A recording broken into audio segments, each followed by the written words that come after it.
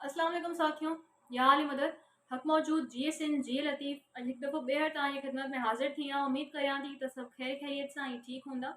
अॼु मां अफ़ज़ल लुंड जे बारे में ॻाल्हाइण जे लाइ हिते वेठी आहियां ऐं उन जे लाइ मां वीडियो ठाहे रही आहियां त अफ़ज़ल लुंड जेको आहे सो कुझु ॾींहं पहिरीं शहीद थी वियो ऐं टंडो आदम में हुनखे टे हथियारबंदनि जेको आहे सो अची करे क़तल कयो आहे बेदर्दी सां। बैंक में जेको कमु कंदो हो, ठीकु है। त इहो दादू ख़ैरपुर वारे पासे जो रिहाइश हो ऐं इहो इन जो मर्डर थियो आहे। पुलिस जवाबदारनि खे गिरफ़्तार कयो हो, एफआईआर थी बाक़ाइदा इन मामले जी इन्वेस्टिगेशन अञा ताईं हले पई, लेकिन अञा ताईं कातिल गिरफ़्तार न थी सघिया आहिनि। अञा ताईं हुनजा कातिल गिरफ़्तार न थी सघिया आहिनि ऐं इन खां अलावा हिकिड़ी माई जेकी हुनजी वाइफ ॿुधाई पई वञे त हुनखे अरेस्ट कयो हो पुलिस, हेतिरा ॾींहं रिमांड ते हुई ऐं कल्ह पुलिस उनखे बि छॾे ॾिनो आहे, इहो चई करे त हिन माई जेको आहे सो हिन केस में हिन माई जो कुझु बि न आहे।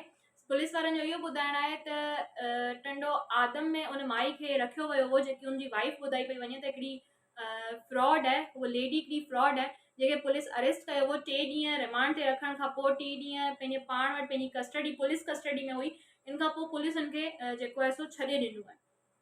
पुलिस कस्टडी मां हू राति जेको आहे सो बाज़ियाब थी वई आहे, मतिलबु त पुलिस हुनखे पंहिंजी कस्टडी मां कढी करे पंहिंजे घर रवानो कयो आहे। चवण जो मतिलबु इहो आहे जंहिं माण्हुनि ते एफआईआर थी आहे, जेके कातिल आहिनि उहे अञा ताईं रूपोश आहिनि, अञा ताईं गिरफ़्तार आहिनि।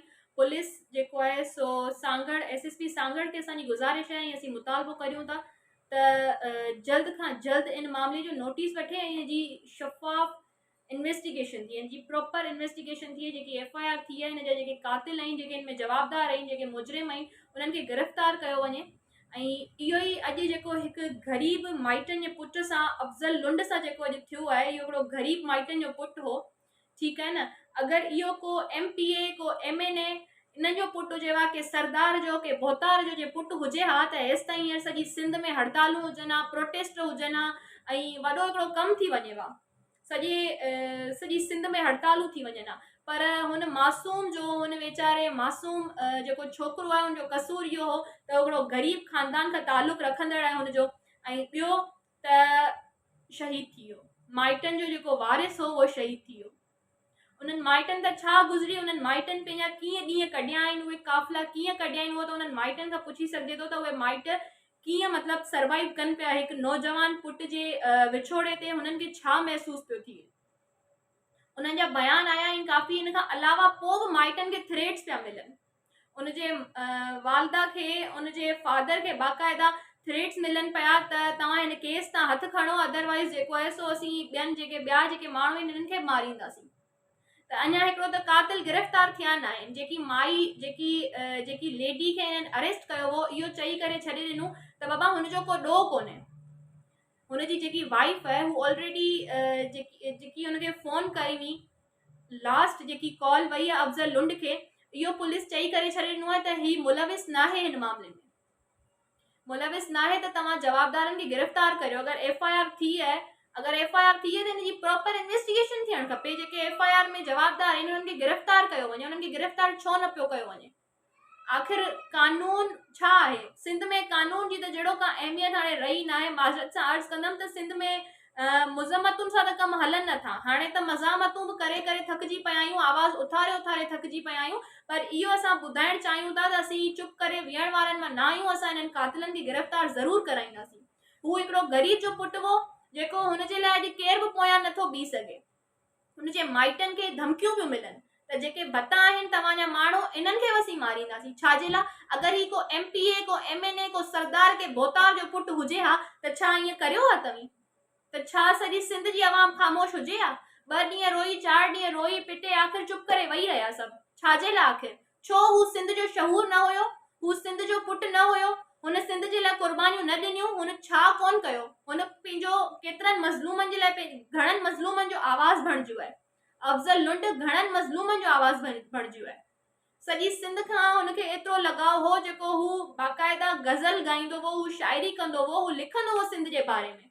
ऐं अॼु सिंध जेको आहे सो सिंध जी आवाम में एतिरो न आहे जेको केरु हुनजे लाइ आवाज़ उथारे। 4 ॾींहं ॻाल्हाइण खां पोइ सभु ख़ामोश थी वेही रहिया आहिनि अफ़ज़ल लुंड जे लाइ। छाजे लाइ? अगरि उहो को अमीर माइटनि जो पुटु हुजेव त ज़रूरु हिन ते एक्शन थी वियो आहे, हिन ते हड़तालूं थियनि मां, हिन ते रोड ब्लॉक थियनि मां, हिन ते रस्ता बंदि थियनि मां, हिन ते धरना लॻनि मां, टायर सड़नि मां, रोड ब्लॉक थियनि मां, हाईवे रोड्स ब्लॉक थियनि मां। लेकिन हू हिकु ग़रीब माइटनि जो पुटु हिन करे हाणे आवाज़ ई बंदि थी वियो। 2-4 ॾींहं रोई हुनखे सोशल मीडिया ते यादि करे हुन जूं वीडियोज़ रखी हुनखे जेको आहे सो ख़तमु करे छॾियो आहे। ऐं पुलिस बि हिन कम में पंहिंजो को बि किरदारु एतिरो ख़ासि अदा न कयो आहे। छाजे लाइ? असीं DIG साहब खे, DIG हैदराबाद साहब खे गुज़ारिश कंदासीं, SSP सांगड़ खे गुज़ारिश कंदासीं त महिरबानी करे इन जेको मर्डर थियो आहे इन में जेके जवाबदार आहिनि इन्हनि खे गिरफ़्तार कयो वञे, इन मामले जी शफ़ाफ़ इन्वेस्टिगेशन कई वञे ऐं कातिलनि खे फौरी तौर ते गिरफ़्तार कयो वञे, छो त माइटनि खे हाणे ख़तरो आहे। उहे जेके कातिल आहिनि उन्हनि खां माइटनि खे ख़तरो आहे, माइटनि खे थ्रेट्स मिलनि पिया, माइटनि खे धमकियूं मिलनि पियूं।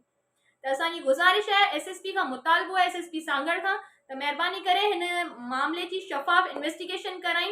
ऐं मुंहिंजा जेके सिंध जा जेके भाइर आहिनि, जेके भेणूं मूंखे ॿुधनि पियूं, उन्हनि खे गुज़ारिश आहे त महिरबानी करे हिन मामले खे एतिरो लाइट न खयो वञे, हिनखे बिल्कुलु सीरियस खणी करे हिन जे लाइ आवाज़ उथारियो वञे ऐं जेतिरो बि थी सघे हिन जे लाइ प्रोटेस्ट करियो, हिन जे लाइ आवाज़ उथारियो। असीं तव्हां सां गॾु आहियूं ऐं असीं माइटनि खे इहो ॿुधाइण था चाहियूं त असीं हिन ॾुख जी घड़ी में तव्हां सां बराबरि जे शरीक आहियूं। असीं केतिरो बि चऊं त असीं ॾुख में शरीक आहियूं, पर माइटनि जो उहो ॾुख कॾहिं बि ख़तमु न थींदो। हिकु जवान औलाद जे विछोड़े जो ॾुख उन माउ खां ई पुछी सघिजे जो, उन माउ खां ई पुछी सघिजे थो जे हिन कलेजे मां उन पुट खे जनम ॾिनो आहे, जे 2 साल हुनखे खीर पीआरियो आहे, जे 9 महीना हुनखे पेट में रखियो आहे। सिर्फ़ु उन माउ खे जेको आहे तकलीफ़ हूंदी, सिर्फ़ु उन वालिद खे तकलीफ़ हूंदी जे हुनजे पोयां उजागा कयाई। हुन ॻाल्हायो, हुन सॼी सिंध जे लाइ आवाज़ उथारियो, हुन हर मज़लूम जे लाइ आवाज़ उथारियो, पर छा तव्हां मां अहिड़ो को बि कोन्हे जेको हुन मज़लूम खे इंसाफ़ वठी ॾे? त मुंहिंजी गुज़ारिश आहे, जेके भाइर मूंखे ॿुधनि पिया, जेके भेणूं मूंखे ॿुधनि पियूं, उन्हनि सां हथ ॿधी मुंहिंजी अपील आहे, महिरबानी करे अफ़ज़ल लुंड जे लाइ आवाज़ उथारियो ऐं कोशिशि करियो। ऐं मुंहिंजो SSP साहब सां बार इहो मुतालबो आहे, मुंहिंजी पुलिस फोर्स सां इहो मुतालबो आहे, टंडो आदम जी पुलिस खे बि जेको आहे रिक्वेस्ट कंदासीं ऐं इन खां अलावा SSP सांगड़ खे बि रिक्वेस्ट कंदासीं, DIG हैदराबाद खे, त महिरबानी करे इन जो नोटिस वठियो वञे ऐं शफ़ाफ़ इन जी इन्वेस्टिगेशन कई वञे ऐं कातिलनि खे फौरी तौर ते गिरफ़्तार कयो वञे। Thank U.